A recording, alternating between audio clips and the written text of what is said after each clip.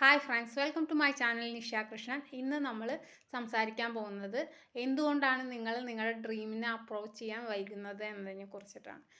ഒന്നാമത്തെ കാരണം എന്ന് പറഞ്ഞു കഴിഞ്ഞാൽ നിങ്ങൾ ഫസ്റ്റ് സ്റ്റെപ്പ് ചെയ്യാൻ ഹെസിറ്റേറ്റ് ചെയ്യും.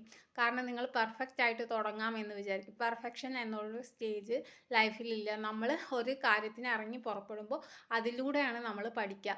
പിന്നെ നമ്മൾ രണ്ടാമത്തെ ഇത് പറഞ്ഞാൽ നമ്മളിൽ ബിലീഫ് ഉണ്ടാവില്ല. അതായത് നമ്മൾ മറ്റുള്ളവരായിട്ട് നമ്മളെ കമ്പയർ ചെയ്യും. അതും ആ ഫീൽഡിൽ ഏറ്റവും ഇമ്പ്രൂവ് ആയി നിൽക്കുന്ന അവരായിട്ടാണ് നമ്മൾ കമ്പയർ ചെയ്യുക. നമ്മൾ ഒരിക്കലും ഒരാളും മറ്റൊരാളെ പോലെ അല്ല. സോ നമ്മൾ കമ്പയർ ചെയ്യാൻ പാടില്ല ഒരിക്കലും. ഒരാളുടെ ഒന്നാമത്തെ സ്റ്റെപ്പും ഒരാളുടെ ആയിരത്താമത്തെ സ്റ്റെപ്പും തമ്മിൽ കമ്പാരിസൺ നടത്തിയിട്ട് നമുക്കൊരു ഡിസിഷനിൽ എത്താൻ പറ്റില്ല.